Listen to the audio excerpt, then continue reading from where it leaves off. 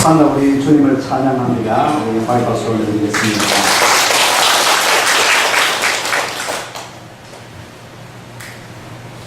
예배 드리게 하시면 정말 감사를 드리고 안녕일 선생님 인간의 안예언 안민승 아주 오늘 안부드리고 처음 오신 분들도 계시고 오영호 씨요. 수요일날 열심히 오시는데 벌써 한번 인사하시고요. 인사하십시오. 반갑습니다.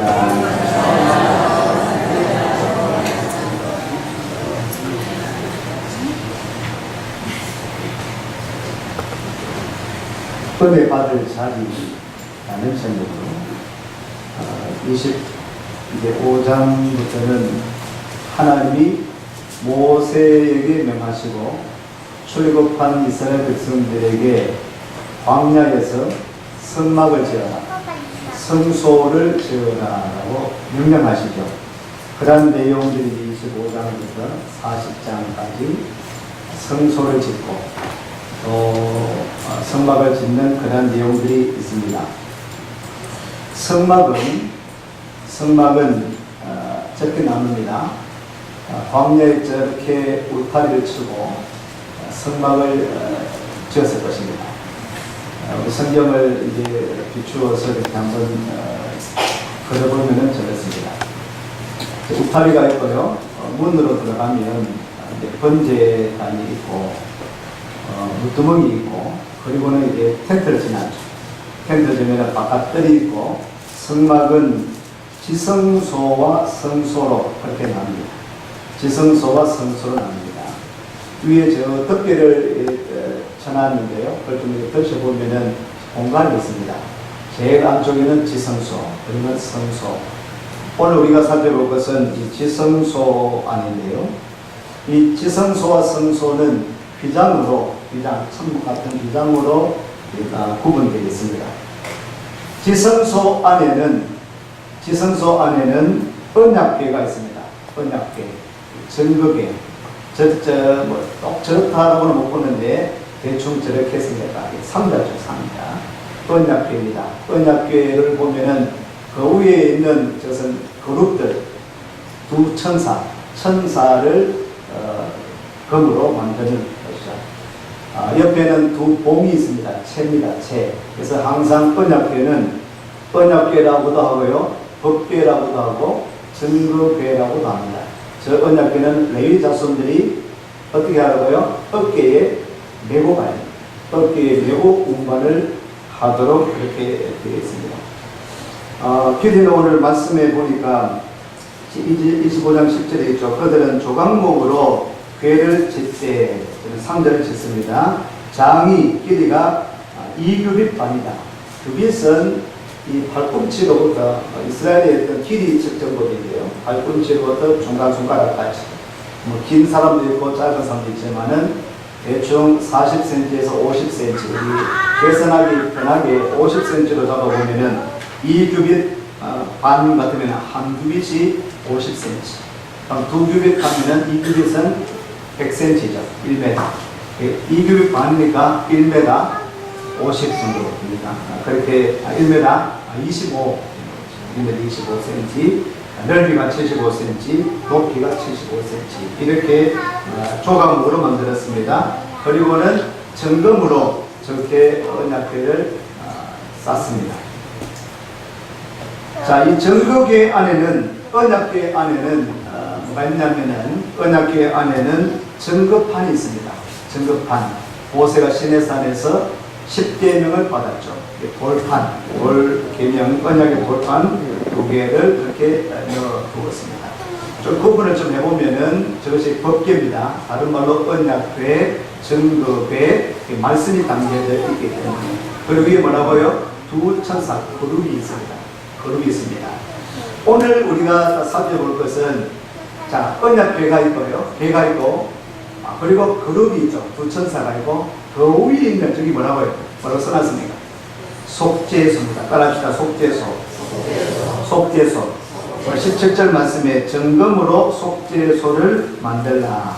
장이 2규빗 반, 광이 일기 및 반이 되게 하고. 자, 저기 속죄소다라는 거예요. 속죄소는 언약궤를 덮고 있는 뚜껑입니다. 속죄소가 뭐냐면은 언약궤를 덮고 있는 뚜껑입니다. 뚜껑이죠. 그리고 정금으로 만든 덮개입니다. 그렇다면 속죄소의 사이즈도 당연히 뭐 같습니까? 밑에 궤자하고 똑같죠. 길이나 너비가 같죠. 당연히 길이가 125cm 그리고 너비가 75cm 뚜껑이니까 그렇게 만들었습니다. 양쪽 가위에 거름이 마주 보고 서 있고요. 그 천사의 날개가 속죄소를 덮고 있습니다. 속죄소는 이스라엘 백성 가운데 계시는 하나님의 보좌를 상징합니다. 이 보좌에서 하나님은 이스라엘 백성에게 은혜를 베푸시는데 이 보좌에서 저 속죄소에서 저곳은 바로 하나님이 계시는 곳이다. 그를 상징적으로 저렇게 만들게 하셨습니다. 하나님 어디에 저기만 계시겠습니까? 하나님은 아니 계신 곳이 없습니다. 무소부지하신 어디 있으나 하나님은 계시는데 특별히 지난주도 말씀드렸죠. 저렇게 성막을 짓게 하십니다. 왜요? 하나님이 우리와 함께 있다라는 것을 보여주는 것이 성막입니다. 그리고 속죄소를 두면서 저것이 바로 우리 하나님이 임재하셔서 우리와 함께 하시고 은혜를 베풀어요. 속죄소다. 은혜를 베푸신다. 저 속죄소는 바로 하나님께서 이스라엘 백성들에게 은혜를 베풀어 주신다. 다른 말로 시은좌. 베풀시 은혜 좌. 은혜를 베푸는 자리라는 것. 저 속죄소는 다른 말로 시은좌, 또 시은소, 은혜를 베푸는 처소, 은혜를 베푸는 자리라고 해서 속죄소라 했습니다. 시은좌라 했습니다. 시은소라 했습니다. 은혜를 베푸는 자리, 바로 저것은 바로 은혜가 베풀어지는 성소입니다. 은혜를 받는 자리라는 것입니다. 속죄소가 중요합니다. 왜냐하면 속죄소가 중요한 것은 바로 그곳에서 하나님이 그 백성들을 만나 주시기로 약속하셨기 때문입니다. 오늘 본문 말씀에 25장 22절 말씀을 보시면 25장 22절 말씀 다시 한번 같이 읽습니다. 거기서 내가 너와 만나고 속죄소 위 곧 증거 위에 있는 두 그룹 사이에서 내가 이스라엘 자손을 위하여 내게 명할 모든 일을 내게 이르리라. 아멘. 자, 언약궤 증거궤를 두고 거룩을 천사를 만들고 천사들을 보게 하시고요. 그 위에 바로 속죄소를 두게 하셨습니다. 속죄소의 의미가 무엇이라고요? 바로 그곳에서 하나님께서 이스라엘 백성들을 만나 주시겠다. 특별히 내가 너와 만나겠다. 모세와 만나 주시겠다라고 말씀하고 있습니다. 성막의 속죄소 위에 두 그룹 사이에 속죄의 피를 붓는 곳, 바로 그곳에 하나님은 임재하시고 또한 모세와 만나 주신다고 말씀하고 있습니다. 이 속죄소는 하나님과 인간이 만나는 장소입니다. 그래서 성막을 다른 말로 회막이라 했습니다. 만나는 곳이라는 것이죠. 회막이라고 불렀습니다. 하나님과 사람과 만나는 천막이라는 곳입니다. 요즘은 우리가 전화로 사람 만날 수 있습니다. 문자를 사용하죠. 교회에서 매주 한 번 이상씩 여러분에게 문자가 갈 것입니다. 리더에게 문자가 갑니다. 또 카톡으로도 우리는 사람을 만날 수 있습니다. 전화로도 만나고 또 화상으로도 만날 수 있고요. 카톡으로 문자로 우리가 수시로 사람들을 만날 수 있습니다. 그런데 이렇게 만날 수 있는 기회가 많고 방법이 많지만은 그러나 중요한 일은 전화로 안 하죠. 카톡으로 하지 않습니다. 중요한 일은 어떻게 합니까? 우리 만나서 이야기합니다. 진짜 중요한 문제가 생겼습니다. 어떤 일을 해결해야 됩니다. 중요한 사람 같으면 그냥 문자로 전화로 하지 않습니다. 항상 이야기하면 우리가 만나서 얘기하자. 한번 만나보자. 만나서 풀어보자. 만나서 이야기하자. 나누자라고 이야기합니다. 여러분의 만남은 혹시 여러분의 만남의 장소는 흔히 어디에서 만납니까? 요새는 카페들이 좋은 데가 참 많았어요. 옛날에 보면 우리가 만나자, 시내에서 만나자. 저는 시내에서 만나자 하면 시는 여기서 만나요. 대벽 앞에서 만나요. 그냥 시내에서 만나자고 하면 대벽 앞에서. 요 사이도 대벽 앞에 많이 모이죠. 하여튼 만남의 광장을 만들어 놨습니다. 여기서 공연도 하기도 하고, 만나자. 어디서 만날까?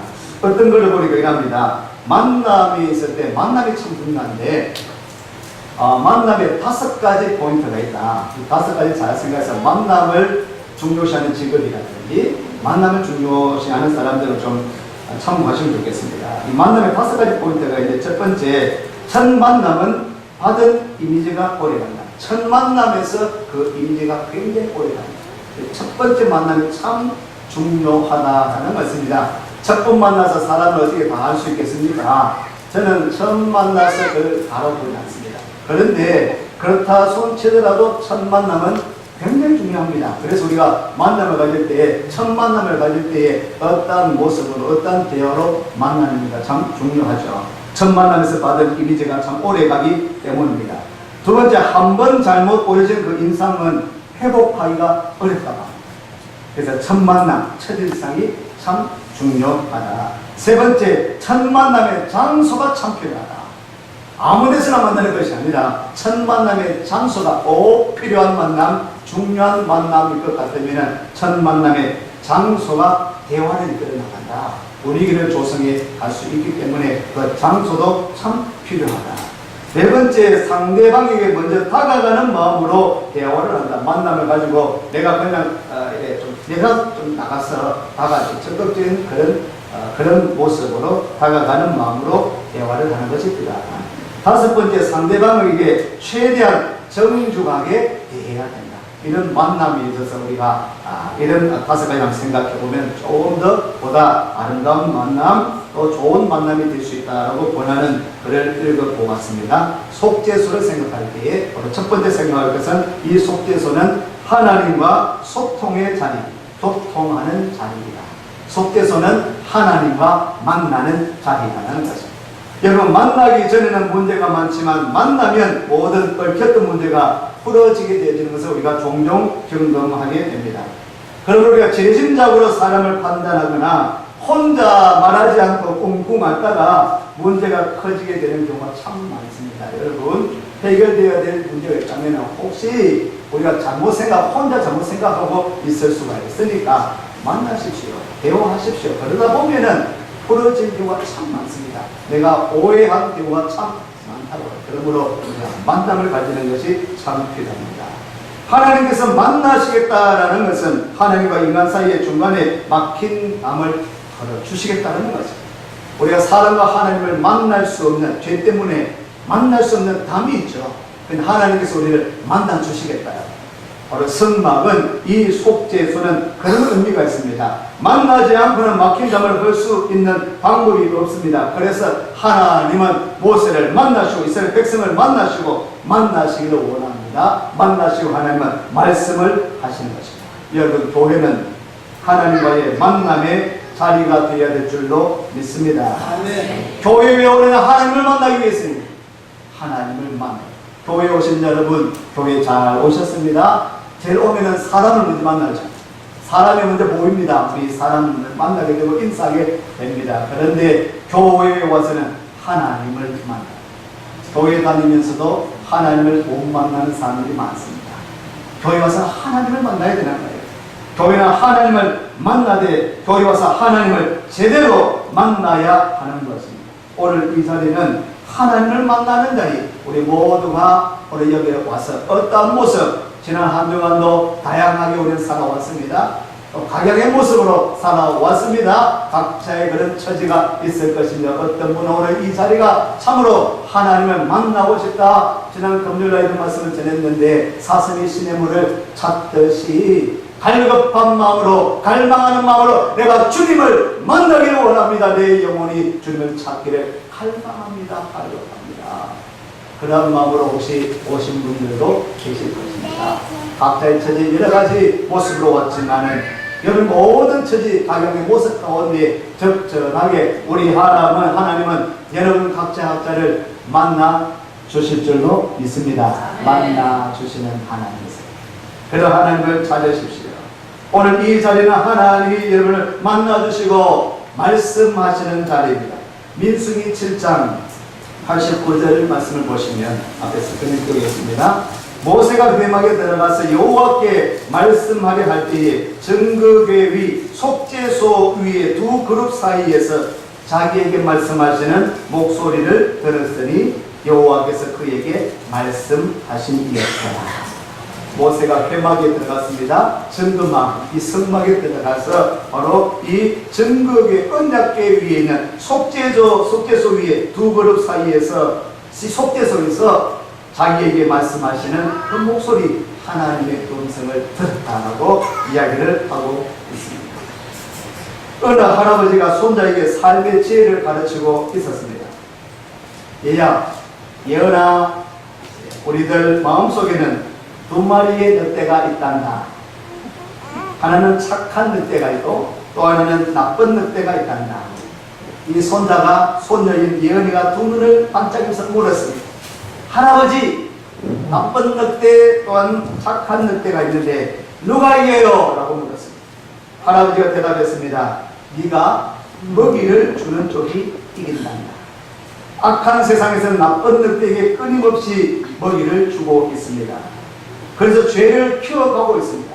나쁜 늑대에게 자꾸 나쁜 생각, 나쁜 먹이를 주면은 이 나쁜 늑대가 나를 주장해서 나쁜 길로, 나쁜 생각으로, 나쁜 행동을 하게 한다라는 것입니다. 여러분, 하나님의 집에서는 좋은 늑대에게 먹이를 주고 있습니다. 하나님의 교회 오면은, 하나님의 집에 오면은 좋은 먹이로, 좋은 그런 먹잇감으로 또 우리를 키워주시는 것입니다. 그 먹이는 하나님의 말씀입니다. 하나님을 만나고 좋은 말씀을 듣고 우리가 새 힘을 얻고 하나님의 교회에 와서 예배 드릴 때, 주의 말씀 들을 때 좋은 말씀 듣고 좋은 먹이를 오늘 많이 먹어서 새 힘을 얻고 죄악된 세상, 나쁜 먹이거리로 하늘 치는 이 세상에 나아가서 우리는 우리가 선하게 또한 아름다움으로 능력으로 이기는 그런 삶, 승리하는 삶이 되시기를 축원합니다. 죄인이 하나님의 은혜의 자리, 하나님의 보호자 앞에 나오려면, 가려면 함부로 들어갈 수 없습니다. 함부로 들어갔다는 이 구약에는 성막에 아무나 들어가는 것이 아니에요. 성소에는 아무나 갈 수가 없습니다.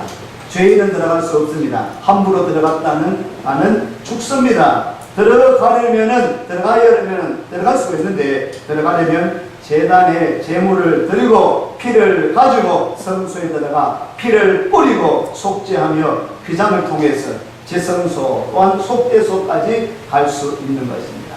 그러니까 죄인이 피 없이는 하나님 앞에 갈 수 없는 것입니다. 그래서 구약에서는 이 제사장의 대표가 되어서 백성의 죄를 가지고 번제를 드립니다. 그리고 그 피를 취하여서 그 피를 의지하여 하나님 앞에 나아갔습니다. 그리고 그렇게 그 피를 가지고 하나님 앞에 나아가서 속죄의 은혜를 입고 이제는 새로운 삶으로 죄 씻음의 그런 삶을 선포하고 새로운 삶을 살아가게 되어지는 것입니다. 이것이 죄인이 하나님 앞에 나아가는 방법입니다. 피를 가지고 속죄함을 입어 하나님께 나아가는 방법입니다. 그래서 히브리서 기자는 히브리서 9장 22절 말씀에 이렇게 기록하고 있습니다. 같이 읽습니다. 율법을 쫓아 그의 모든 물건이 피로써 정결하게 되나니 피 흘림이 없은즉 사함이 없느니라. 아멘. 율법을 쫓아 구약에서는 모든 물건이 피로써 정결하게 되어집니다. 죄된 또 부정한 그런 것은 피로써 정결케 된다. 피 흘림이 없은즉 사함이 없다라고 이야기하고 있습니다. 대제사장은 1년에 한 번 대속죄일에 백성들의 죄를 사하는 희생의 피를 가지고 지성소에 들어가 속죄소, 아까 보셨죠? 속죄소 위에 그 피를 붓습니다. 그 희생의 피는 신약의 바로 예수 그리스도의 속죄의 피의 그림자입니다. 신약에 예수님이 땅에 오셨습니다. 예수님이 십자가에 못 박히셨습니다. 못 박히실 때 예수님의 피를 흘리셨습니다. 그때 십자가에 못 박히실 때의 성소의 성전에 앞에 보셨나요? 지성소와 성소에 발막힌 거 있었습니까? 휘장이 발막혀 있었어요. 그래서 지성소는 대제사장만 들어갈 수 있는 것입니다. 성소는 제사장만 들어갈 수 있습니다. 이 지성소에 바로 휘장이 젖혀 있는데 예수님이 십자가에 못 박히실 때에 놀라운 일이 났습니다. 그 성소의 휘장이 위로부터 아래로 쫙 찢어지게 되었습니다. 할렐루야. 휘장이 찢어졌습니다. 그냥 찢어진 것이 아니라 이것은 기적을, 이적을 보여주는 것이 아니라 바로 휘장으로 막혔던 속죄소까지 그 길을 이제 예수님이 십자가에 죽으시고 십자가에서 피 흘려 주심으로 말미암아 누구든지 예수님의 피를 의지하고 나가면 하나님의 보좌 앞에 나아갈 수 있고 휘장이 열려졌습니다. 이제는 짐승을 가지고 소나 양이나 염소의 짐승을 가지고 그 피를 가지고 교회 나오는 것이 아니라 성전 나가는 것이 아니라 이제는 예수님이 나를 위해서 여러분을 위해서 흘려주신 그 피, 주님의 피, 십자가의 보혈의 공로를 의지하면은 누구든지 이제는 지성소에 대제사장이 아니라 이제는 우리가 예수님을 믿음으로 말미암아 제사장의 권세를 여러분에게 오늘 우리에게 주신 줄로 믿습니다. 예수님을 믿으면 예수님 나를 위해서 십자가 달리셨습니다. 나를 위해 피 흘려 주셨습니다. 라는 것을 믿으면 이제 누구든지 여기에 누구든지 교회에 다 나와서 다 나올 수 있게 되었다는 것입니다. 이제는 새로운 시대, 새로운 길이 열려지게 되었다는 것을 휘장이 찢어짐을 통하여서 보여주시는 것입니다. 히브리서 9장 12절 말씀에 이렇게 이야기하고 있습니다. 한번 읽겠습니다. 히브리서 9장 12절 말씀 그냥 됐습니다. 염소와 송아지의 피로 하지 아니하고 오직 자기의 피로 영원한 속죄를 이루사 단번에 성소에 들어가셨느니라. 아멘. 이제는 염소나 송아지의 피가 필요 없습니다. 왜요? 예수님이 십자가에 못 박혀 죽으시기 때문에 나를 위해서 여러분 위해서 단번에 이제 죽으심으로 말미암아 단번에 성소에 들어가게 되었다는 예수님을 구주로 영접하십시오. 그리고 그 피를 의지하여 하나님 앞에 나아가십시오. 죄를 용서받을 수 있게 되어집니다. 오늘 예수님을 구주로 영접하고 예수님을 믿으면 누구든지 어떤 죄가 있다 할지라도 죄를 무엇으로 씻을 수 있겠습니까? 우리의 죄는 무엇으로 씻을 수 있겠습니까?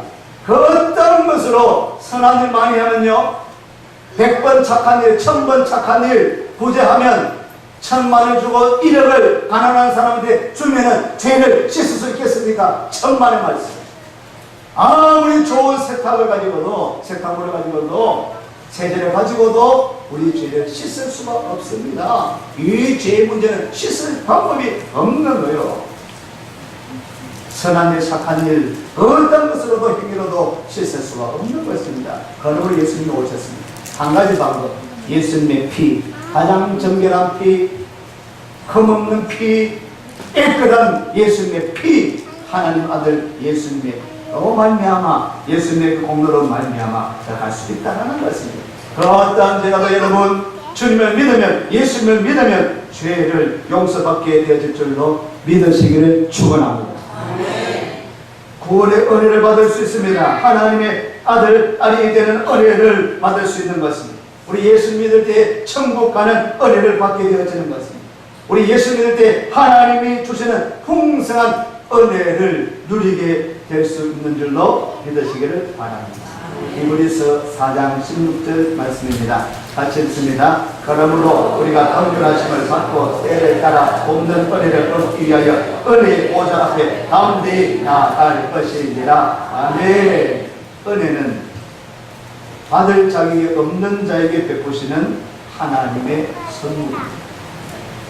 우리가 죄를 범한다든지 예수님의 제자였던 베드로 수제자였죠. 이 베드로가 배반했습니다. 예수님 넘어지고 말았습니다. 그러면 우리가 성도인데 교회 다니는데 죄를 짓고 나면은 하나님께 참으로 죄송스럽습니다. 또 하나님의 징계를 받을까봐 두렵습니다. 그런데 여러분 은혜의 보좌는 우리가 연약함 가운데 있을 때에 은혜의 보좌가 필요한 것입니다. 우리가 부족하거든요. 연약하거든요. 한 주간 돌아볼 때에 죄된 생각을 했습니다. 죄된 삶을 살았습니다. 구원받은 백성인데 직분자인데도 불구하고 그런데 또 오늘 우리는 하나님의 은혜로 이 자리에 나왔습니다. 은혜 보좌로 우리가 나왔습니다. 우리가 연약하기 때문에 부족하기 때문에 그러나 하나님 우리를 불러주시는 것입니다. 오늘 히브리서 4장 16절에 긍휼하심을 받고 때를 따라 돕는 은혜를 얻기 위하여 오늘 우리에게 긍휼이 하나님의 긍휼을 우리가 받아야 되지 않겠습니까? 우리 연약하기 때문에 하나님의 도움을 오늘 우리는 받아야 되는 것입니다. 때를 따라 돕는 은혜를 얻기 위하여서 이 은혜의 보좌로 우리가 나오게 된 것입니다. 그래서 우리 주님께서는 우리에게 은혜의 보좌에 담대히 나오라고 말씀하고 있습니다. 여러분 마음문을 열고 담대히 용기를 가지고 은혜의 보좌 앞에 나오십시오. 우리 주님께서 말씀하고 있습니다. 민수기 6장 23절 27절까지의 그 말씀을 보면 아론의 축복이 많죠. 하늘에 나오면 여러분 이 자리는 여러분들에게 주신 이런 축복이 있는데 사모하는 심령과 함께 여러분 같이 우리가 읽도록 하겠습니다. 아론과 그 아들들에게 고하여 이르기를 너희는 이스라엘 자손을 위하여 이렇게 축복하여 이르되 여호와는 내게 복을 주시고 너를 지키시기를 원하며 여호와는 그 얼굴로 내게 비치사 은혜 베푸시기를 원하며 여호와는 그 얼굴을 내게로 향하여 드사 평강 주시기를 원하노라 할지니라 하나 그들은 이같이 내 이름으로 이스라엘 자손에게 축복할지니 내가 그들에게 복을 주리라. 아멘. 하나님이 하나님의 전에 은혜 보좌 앞에 나오는 자들에게 이렇게 축복한다. 네게 복을 주시고 너를 지키시기를 원하고 그 얼굴로 25절에 여호와는 그 얼굴로 내게 비치사 은혜 베풀어 주시기를 원한다. 시은좌 은혜를 베풀어 주신다. 이 자는 은혜를 받을 수 있는 자리다라는 것입니다. 여호와는 그 얼굴을 내게로 향하여 드사 평강 주시기를 원하시는 하나님. 이같이 내 이름으로 이스라엘 자손에게 축복할지니 내가 그들에게 복을 줄 것이다. 약속하고 있습니다. 할렐루야. 우리는 이 세상에서 우리의 믿음을 끝까지 지키고 승리의 삶을 살기 위해서는 은혜의 보좌 앞에 늘 나와서 힘을 받는 것이 필요합니다.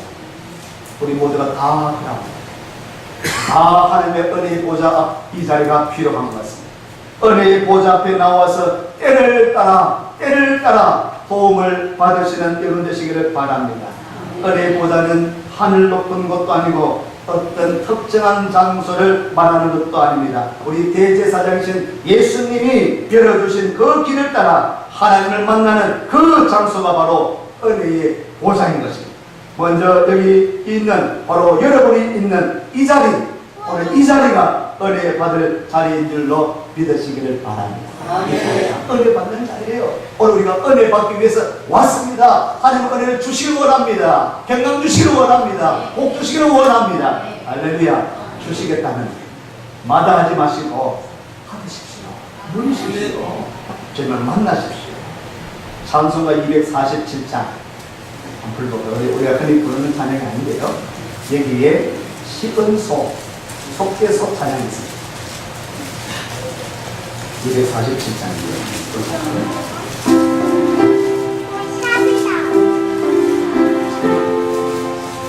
시은소가 이런 자리입니다.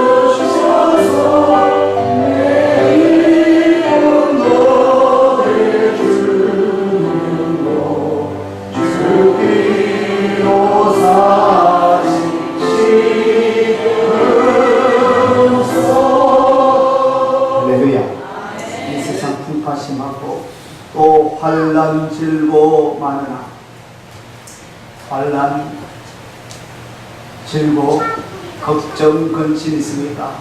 문제가 있습니까? 나 편히 쉴 곳은 주 예비하신 곳 시은소 속죄소 은혜의 보좌 하나님의 교인들로 있습니다.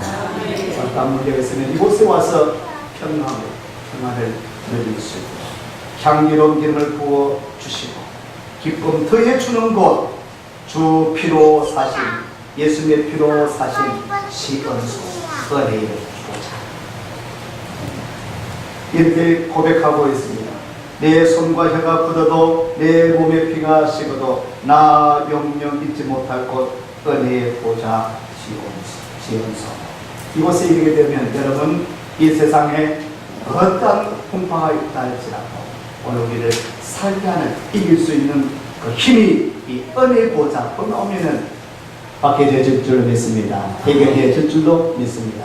은혜의 보좌인 이 교회가 이 자리가 은혜 받을 자리입니다. 또한 여러분의 삶의 자리 가운데서 이제는 한 주간 나가서 학교에서 직장에서 가정으로 또 사람을 만날 할때라도 거기에 우리 주님은 함께 하셔서 그 자리마다 은혜의 자리로 은혜 받을 자리로 인도해 주실 줄로 믿습니다. 은혜로운 삶 되시기를 축복합니다. 기도하겠습니다.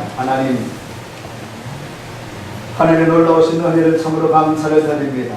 저희들 불러주시고 이 자리에 앉혀주시니 감사드립니다.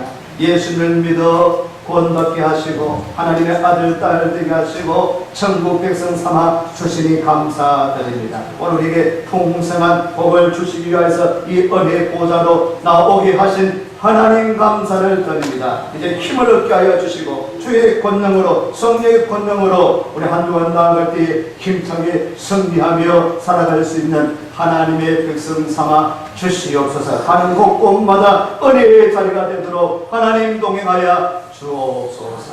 예수 그리스도 이름으로 기도드리옵나이다. 아멘.